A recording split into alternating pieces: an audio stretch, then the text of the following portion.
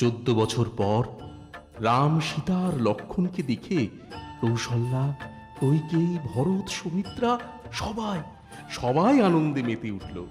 14 বছর পর রাম সীতা আর লক্ষ্মণকে দেখে রাম রাম রাম মাথা মাথা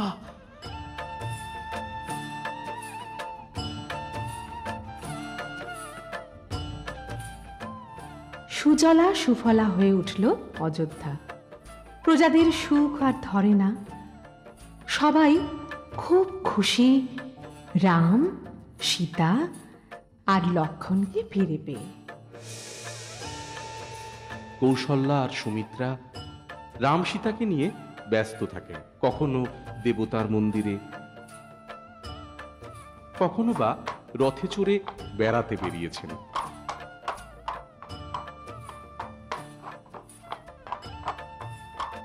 প্রজারা দলে দলে রাম আর সীতাকে দেখতে আসেন।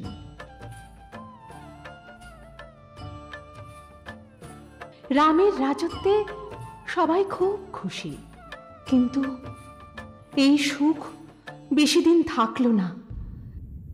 একদিন রাত্রে শ্রীরামচন্দ্র স্বপ্ন দেখলেন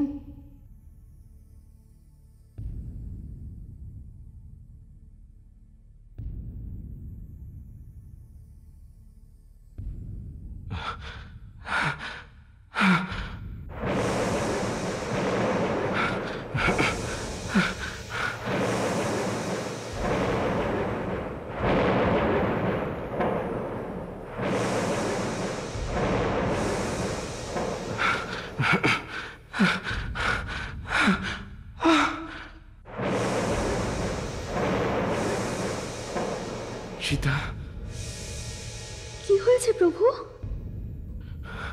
সীতা, সীতা, আমি এক অদ্ভুত স্বপ্ন দেখলাম। কি স্বপ্ন প্রভু? তোমার তোমার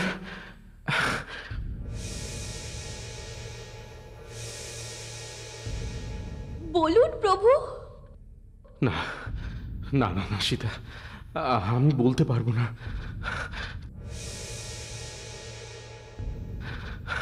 তুমি গর্ভবতী, তোমার এই স্বপ্ন না শোনাই ভালো।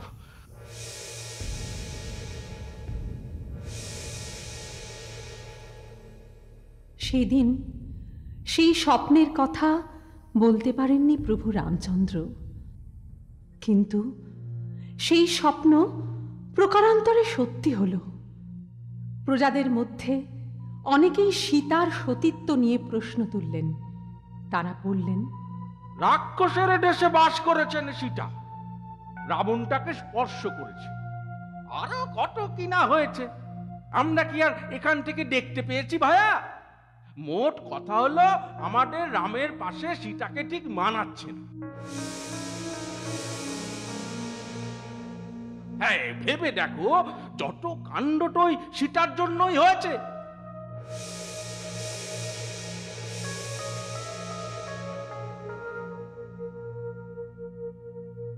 প্রজাদের বড় বেশি ভালোবাসতেন প্রভু রামচন্দ্র। তাই সুখের জন্য, প্রজাদের মনোরঞ্জনের জন্যে তিনি সিদ্ধান্ত নিলেন সীতাকে বাল্মীকি মুনির আশ্রমে রেখে আসবেন।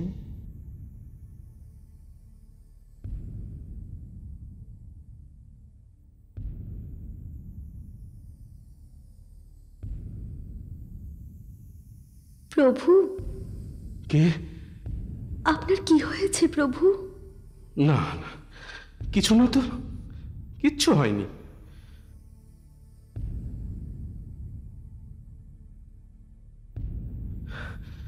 অনেক রাত হয়েছে সীতা, এসো এসো, বিশ্রাম করবে, এসো। সীতাকে তিনি কিছু বলতে পারলেন না, তবে তিনি মনে মনে খুব কষ্ট পাচ্ছিলেন।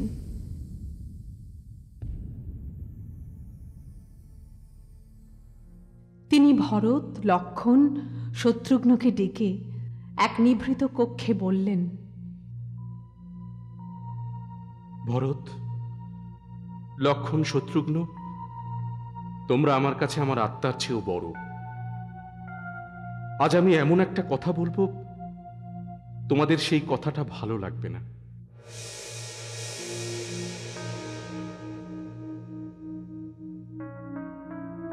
তোমরা তো জানো লঙ্কারাজ রাবণ সীতাকে হরণ করেছিল। রাক্ষসদের মধ্যে ছিল। সীতা পবিত্র, সীতা সতী, এটা প্রমাণিত হয়েছে। অগ্নিদেব প্রমাণ দিয়েছেন। কিন্তু কিন্তু অযোধ্যার কিছু মুনি ঋষি প্রজারা সীতার সতীত্ব নিয়ে প্রশ্ন তুলছে।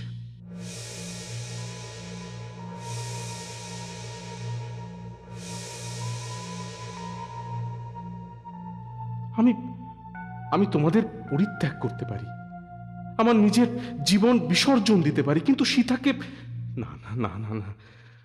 আমি আমি উভয় সংকটে পড়েছি লক্ষণ। তবু আমি প্রজাদের জন্য, অযোধ্যার জন্য এক সিদ্ধান্ত নিয়েছি লক্ষণ।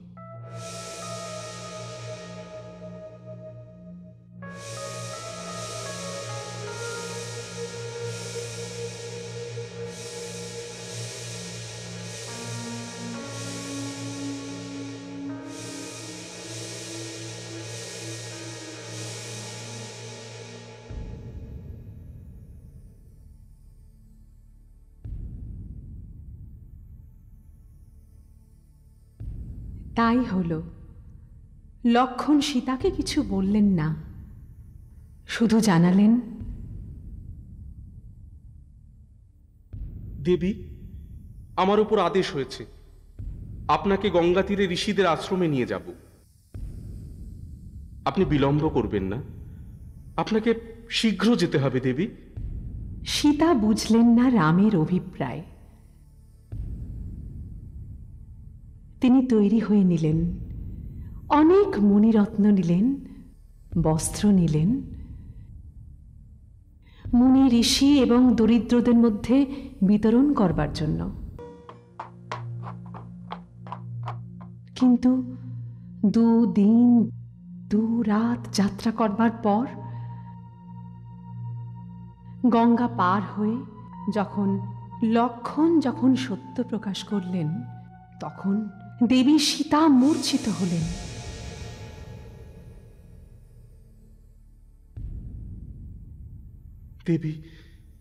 দেবী আমাকে মার্জনা করবেন, আমি শুধু আদেশ পালন করলাম মাত্র।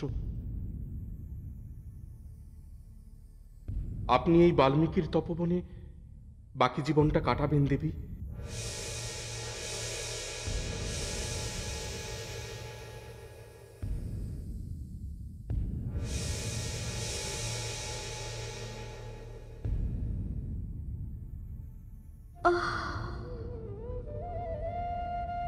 ঠিক আছে লক্ষণ, তাই হবে।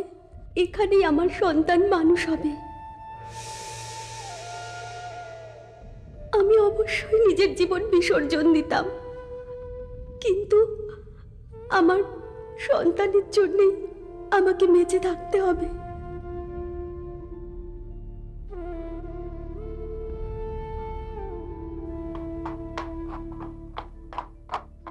লক্ষণ যখন পূর্ণ গর্ভা সীতাকে বাল্মীকির তপবনে রেখে কাঁদতে কাঁদতে চলে এলেন, তখন সীতার হাহাকারে বনের পশু পাখিরাও কাঁদতে লাগলেন। কিন্তু মহর্ষি বাল্মীকি সীতাকে সাদরে গ্রহণ করলেন, তাকে পিতার স্নেহে কাছে টেনে নিলেন। সীতা পেলেন এক আদর্শ পিতা, আর বাল্মীকি পেলেন এক প্রতিব্রতা কন্যা। সেই আশ্রমে সীতার যমজ 2টি পুত্র হল, অপূর্ব সুন্দর 2টি শিশু, অবিকল এক দেখতে। তারা বনের পাখি হরিণদের সঙ্গে দিন কাটাতে লাগলো। বাল্মীকি তাদের নাম রাখলেন লব আর কুশ। লব, মা, কুশকে নিয়ে এসো, তোমাদের শাস্ত্র পড়ার সময় হয়েছে।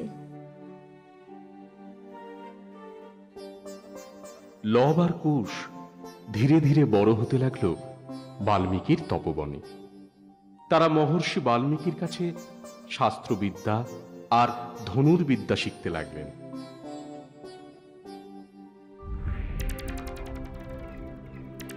গুরুদেব দেখুন, আমি পেরেছি। অপূর্ব, অপূর্ব তোমাদের নিশানা, সার্থক আমার পরিশ্রম।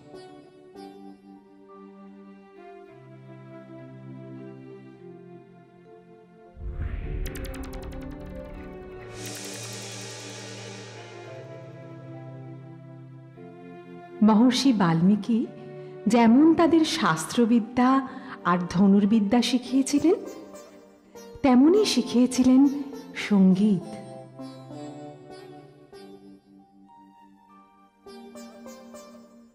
লবকুশ যেখানেই সঙ্গীত পরিবেশন করত, সেই স্থান আনন্দময় হয়ে উঠত। পাখিরা গান গেয়ে উঠত, বৃক্ষেরা শাখা প্রশাখা দুলিয়ে আনন্দ করত।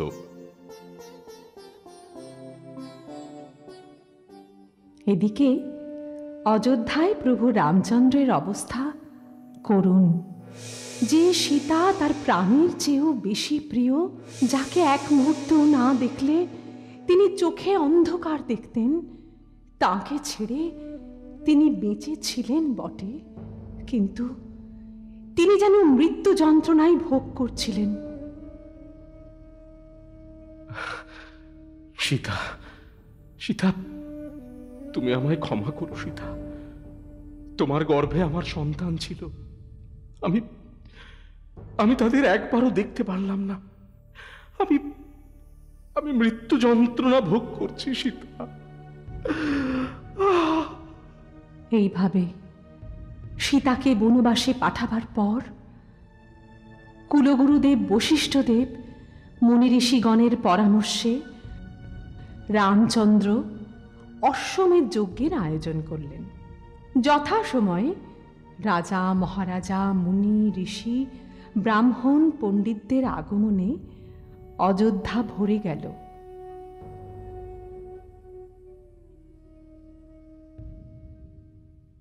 ঢাক ঢোল কাসর ঘণ্টা শঙ্খধ্বনিতে চারিদিক গমগম করতে লাগলো। যজ্ঞ আরম্ভ হতেই গৈরিক বসন পরে মাথায় জটা বেঁধে মহর্ষি বাল্মীকির সঙ্গে সেই যজ্ঞসভায় উপস্থিত হল লব আর কুশ। সবাই বিস্ময়ে তাকিয়ে রইলেন লব আর কুশের দিকে, কারো চোখ আর সরে না। শিশু দুটি কি সুন্দর! হ্যাঁ, ঠিক যেন দুটি রামচন্দ্র। মাতা কৌশল্যার মন ব্যাকুল হয়ে উঠল। তিনি তিনি ছুটে গেলেন লব আর কুশের কাছে। কে কে কে তোমরা? আমার অন্তর বলছে তোমরা তোমরা আমার আমার অন্তরের মানুষ। বলো বলো বলো, কে কে তোমরা? আমরা মহর্ষি বাল্মীকির শিষ্য। মহর্ষি বাল্মীকি? বাল্মীকি?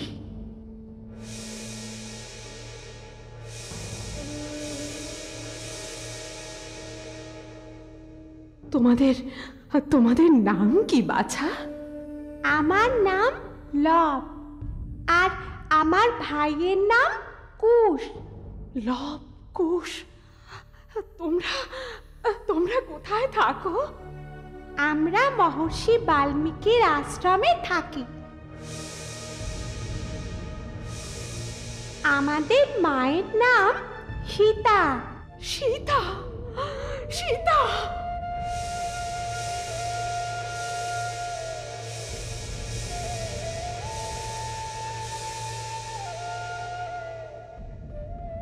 সীতা, তোমরা তোমরা আমার তোমাদের তোমাদের কে নিয়ে এসেছেন এখানে? আমি নিয়ে এসেছি রামচন্দ্র। সীতা?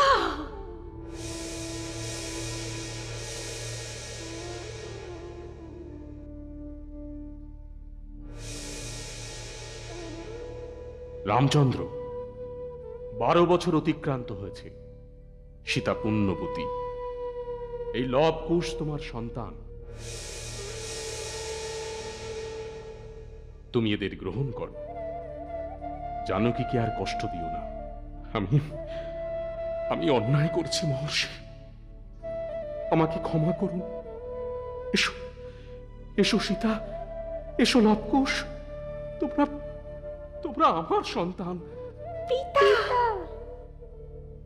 আমি অগ্নিসাক্ষী করে বলছি, সীতার দেহে বা মনে বিন্দুমাত্র পাপ নেই। এ কথা যদি মিথ্যা হয়, তাহলে আমার তপস্যার সমস্ত ফল নষ্ট হয়ে যাবে। অনেকদিন পর সীতাকে দেখে চারিদিকে আনন্দের স্রোত বইতে লাগলো। বাল্মীকির কথায় সবাই সন্তুষ্ট, কিন্তু সব সময় কিছু দুর্জন মানুষ তো থাকে, তারা সেই সময় সীতার অপবাদ দিতে লাগলেন। মিথ্যা কথা, সমস্ত সাজানো। আমি মহর্ষি বাল্মীকির কথা বিশ্বাস করি না। তা অপবিত্র, অশুচি।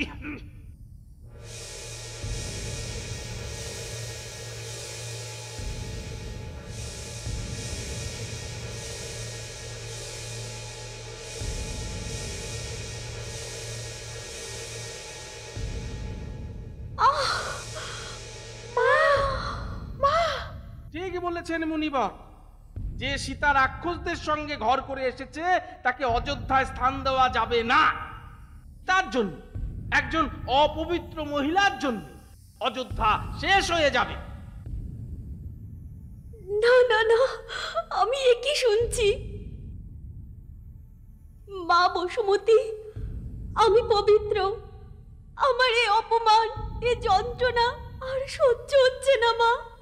তুমি আমাকে মুক্তি দাও মা, তুমি আমাকে গ্রহণ করো মা। মা বসুমতী, তুমি দ্বিধাও, আমি তোমার কোলে গিয়ে আমার সমস্ত জ্বালা জুড়াই। মা, মা গো মা।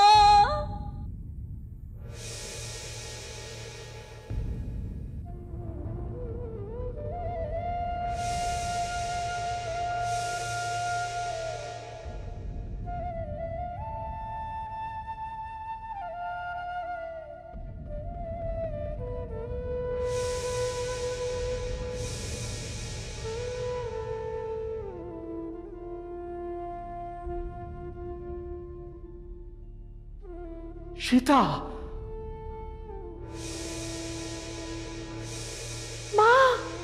সীতা মা বসুমতীর কোলে আশ্রয় নিলেন।